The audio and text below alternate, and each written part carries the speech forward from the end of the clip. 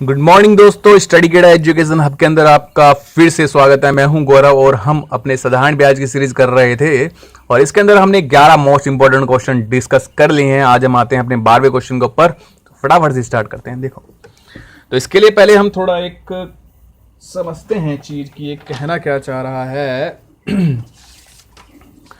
1400 रुपए की कोई अगर सपोज कोई राशि है, उसे हम 3 भागों में डिवाइड कर रहे हैं और पहले भाग पर 2% 3 साल के लिए, दूसरे भाग पर 3% 4 साल के लिए और तीसरे भाग पर 4% 5 साल के लिए दिया जाता है। सभी सबसे लास्ट में हमें लाइन पे इंपॉर्टेंट बात यह है कि साधारण ब्याज आपस में बराबर हो तो जब भी ऐसी लाइन लिखी हो कि साधारण ब्याज आपस में बराबर हो तो हम क्या याद करेंगे, 1/r1t1, 1/r2t2 और 1/r3t3। ये हमने वो भी किया है, मैंने बोला था ना, जब साधारण ब्याज होता है तो उसको आर टी हम हमेशा याद रखते हैं ब्याज के लिए, ठीक है। तो इसको हम 1/1 लिख लेंगे क्योंकि साधारण ब्याज आपस में बराबर है। दूसरा क्या बोल रहा है, वो कह रहा है कि ये तो है साधारण ब्याज के लिए, तो इस फॉर्मूले को आप नोट कर लेना कृपया करके। अगर मिश्रधन, अगर बोले कि सबसे लास्ट लाइन के अंदर मिश्रधन बराबर है तो 100 प्लस में r1t1, 100 प्लस में r2t2, 100 प्लस में r3t3, इसी प्रकार से कंटिन्यू, ये भी इसी प्रकार से कंटिन्यू होता रहेगा, ठीक है। ये कब है, जब मिश्रधन बराबर हो, ऐसा क्वेश्चन है, बराबर हो, ठीक है। ये साधारण ब्याज बराबर, मिश्रधन बराबर हो। अब हम चलते हैं आगे। इनके डेरिवेशन यार अब बता तो सकता हूं, लेकिन हमें क्या है, डेरिवेशन सीखने की जरूरत नहीं है। हम चलते हैं अब आगे। देखो,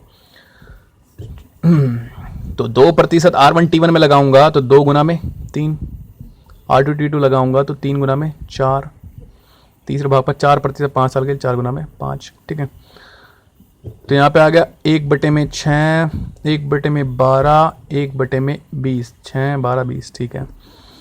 अब क्या करेंगे, तीनों के जो एलसीएम है उससे हम इसको मल्टीप्लाई कर देंगे तो हमारे पास ये सारी चीजें ऊपर पहुंच जाएंगी। ऊपर लाने के लिए क्या करेंगे, एलसीएम से मल्टीप्लाई कर देंगे। इनका एलसीएम क्या होगा 60, तो यहाँ कितना आ जाएगा 10, यहाँ कितना आ जाएगा 5 और यहाँ कितना आ जाएगा 3, ठीक है।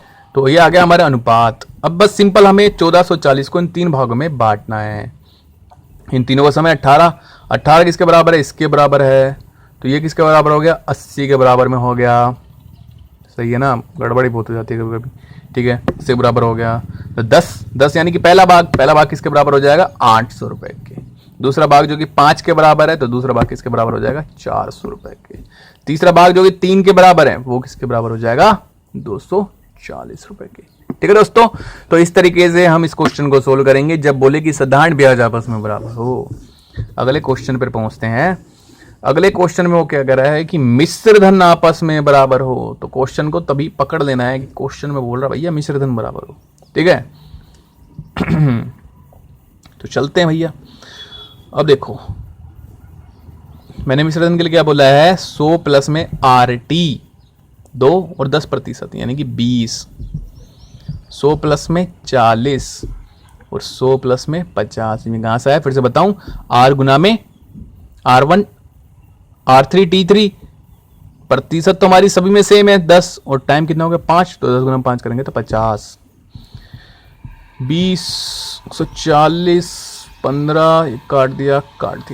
अब देखो, अब इन तीनों का हम एलसीएम कैलकुलेट करने लगेंगे और फिर यहाँ पे जाके लिखेंगे। उससे बढ़िया हम क्या करेंगे कि यहाँ पे जो भी चीज लिखनी है, इसके ऊपर जो भी चीज लिखना, इन सभी को ऊपर लाने के लिए क्या करेंगे, यहाँ भी जो भी चीज लिखना है इसको ढक लेंगे। तो बच्चा कौन, ये दोनों ऊपर लिख देंगे, 14 गुना में 15। अब नीचे से सब कुछ हटता चला जाएगा।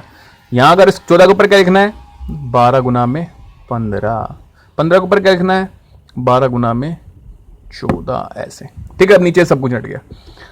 अब क्या करेंगे, काट देते हैं, कटेगा 3 5 15, 3 5 15, 3 चौक 12 और 2 से कट जाएगा, 2 7 14, 2 6 2 7, तो हो गया 35, 30 और 28। इन तीनों को जोड़ेंगे तो कितना हो गया 65, 65 और 28 कितना हो गया 93, ठीक है। तो 93 किसके बराबर है, 18600 के। तो एक किसके बराबर हो गया, 200 के। हमें निकालना है 35 किसके बराबर हो गया, 7000 रुपए के। और हमें निकालना है 30 के लिए, दूसरे भाग के लिए, तो 30 किसके बराबर हो गया, 6000 के लिए। और 28 किसके बराबर हो गया? 5600 की। ठीक है, तो ये हमारे प्रत्येक भाग की ये आ गई राशि। इन प्रत्येक भाग पर अगर सपोज हम वो निकालते हैं, मिश्रधन निकालते हैं पहले भाग पर 10% और 2 वर्ष के लिए, तो जो आएगा ना मिश्रधन, तीनों में अगर मिश्रधन ऐसे निकालेंगे तो बराबर आएगा। ठीक है, कहने का मतलब ये था इस क्वेश्चन का। अब हम चलते हैं आगे देखते हैं। सवाल नंबर आ गया हमारे पास 14। एक निश्चित धनराशि को साधारण ब्याज की दर से निश्चित समय के लिए निवेश किया जाता है। यदि मूलधन को 20% बढ़ा दिया जाए, दर को 2/3 कर दिया जाए, समय को 6/5 कर दिया जाए, तो नया साधारण ब्याज 2400। देखो दोस्तों, जब भी ऐसा कोई क्वेश्चन आएगा तो जो भी हमारी जो ऑपरेशन है ना, वो हम हमेशा साधारण ब्याज पर ही लगाएंगे। जैसे कि साधारण ब्याज पहले हमारे पास x था और वो कह रहा है कि मूलधन को 120% बढ़ा दिया जाता है, तो उसको कर दो 120/100। वो कह रहा है कि दर को 2/3 कर रहा है तो 2/3 कर दो, समय को 6/5 कर रहा है 6/5 कर दो, और नया हमारा हो जाता है 2400। तो पहली स्थिति में साधारण ब्याज क्या था? काट दो इसको, यहीं से काट दो, 6 दूनी 12, ये कट गया तो यहाँ पे आ गया 200। ठीक है, और मल्टीप्लाई कर दें क्या? चलो, और कट सकता है वैसे तो। 3 चौक 12, 4 5 20, 50, तो कितना आ गया? 2500 रुपये। तो पहले हमारा जो ब्याज था वो था 2500, और अब हमारा जो ब्याज है वो कितना हो, अब जो करंट की स्थिति है उसके अंदर हमारा जो ब्याज है वो कितना है? 2400। ठीक है दोस्तों, जो भी हमें जब बोलेगा कि भैया ये करना तो सारे ऑपरेशन हम उसके ऊपर लगा देंगे। अगर वो बोलता कि करंट में हमारा साधारण ब्याज 2500 है तो यहाँ लिख लेते और ये सारे ऑपरेशन के ऊपर लगाते, तो हमारे पास आ जाता 2400। अगले क्वेश्चन पे चलते हैं। यदि किसी धनराशि पर, इसके लिए भी एक, चलो कोई नीचे कोई क्वेश्चन लिखा नहीं है मैंने, चलो देखता हूँ एक मिनट। इससे पहले एक क्वेश्चन और डिस्कस कर लेते। चलो कोई नहीं, इसको डिस्कस करते हैं। 15वां, चलो पहले इसको डिस्कस करते हैं, फिर मैं उस पर आऊँगा। पहले 16 को डिस्कस करते हैं, फिर 15 पे आएंगे। देखो, साधारण ब्याज की वार्षिक दर 10% से 12.5 बढ़ जाने से एक आदमी की आय 1250 रुपये बढ़ जाती है, तो उसकी राशि बताइए। अब देखो, साधारण ब्याज की जो दर है वो 10% से 12.5 बढ़ गई, तो वहाँ पे हमारी जो वार्षिक आय है वो कितनी बढ़ गई? 1250 रुपये। ठीक है, तो यहाँ पे कितना इंक्रीज हो रहा है? लेकिन एक साल के लिए बोल रहा है ना, वार्षिक बोल दिया उसने, तो एक साल के लिए तो 2.5 बढ़ रहा है, तो वहाँ पे वो कितना बढ़ रहा है? 1250। ठीक है, तो 100 बढ़ेगा तो कितनी होगी? तो 1250 बटे में 2.5 गुणा में 100 काट देंगे, तो 25 पंजे 125, यानी कि कितना हो गया? 5000 रुपये। उसकी राशि थी 5000 रुपये। ठीक है, तो ऐसा क्वेश्चन शायद हमने पहले भी किया। तो जब भी दर जितनी बढ़ रही है, कितनी इंक्रीज हो रही है? 2.5, तो उतनी ही जितने रुपए बढ़ रहे हैं उसके बराबर उसको इक्वेट कर देंगे और वैल्यू हम कैलकुलेट कर देंगे। ठीक है दोस्तों, तो इस तरीके से हम इन तरह के क्वेश्चनों को अप्रोच करेंगे। अब हम चलते हैं आगे,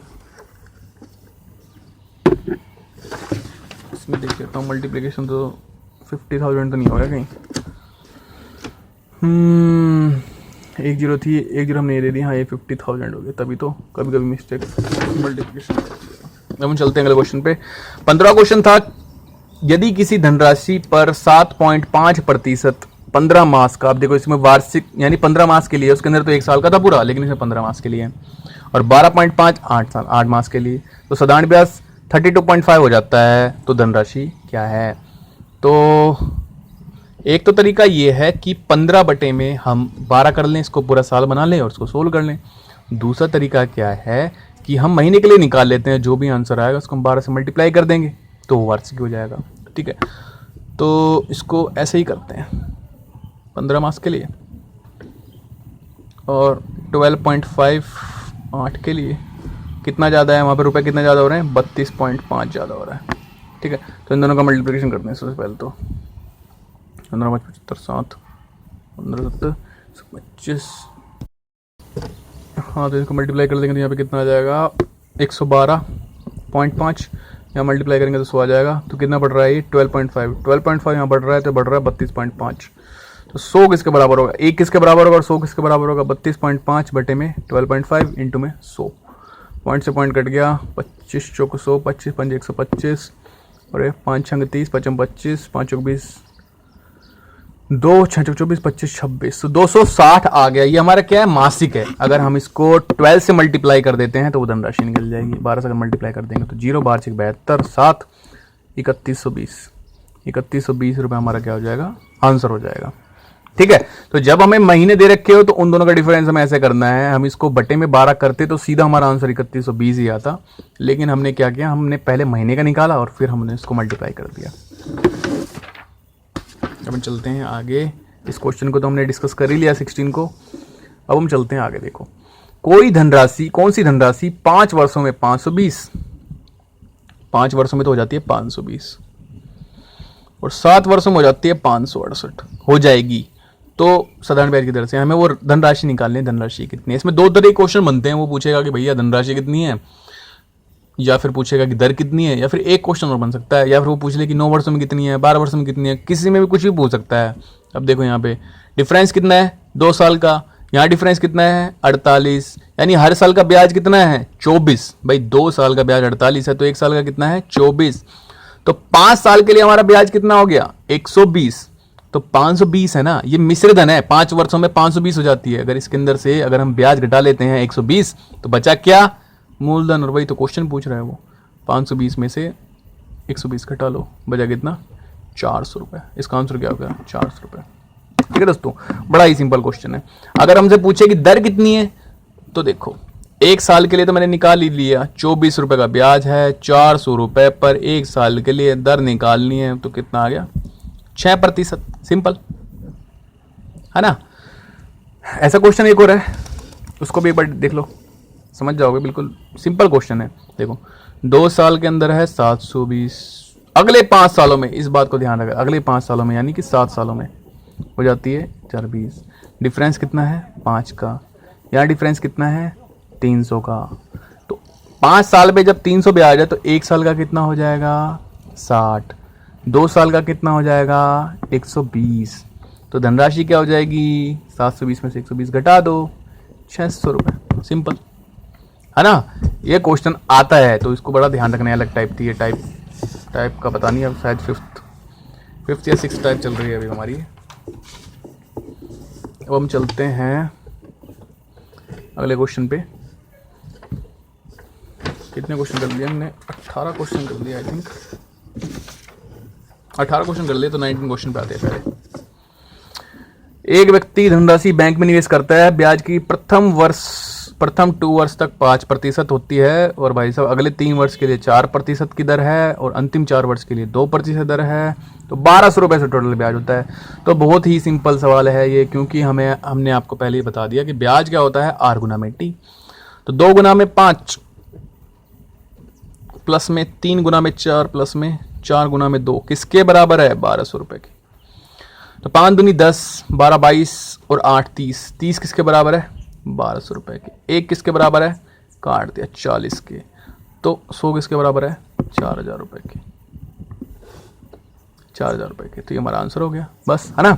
तो सिंपल हम हर एक क्वेश्चन को इस तरीके से अप्रोच कर सकते हैं, और साधारण ब्याज के और भी क्वेश्चन हम नेक्स्ट पार्ट में डिस्कस करेंगे। Please like and subscribe my channel study कीड़ा, एंड प्लीज़ कमेंट कीजिए।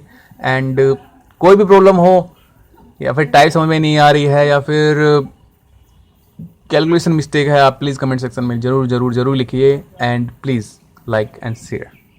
थैंक यू दोस्तों।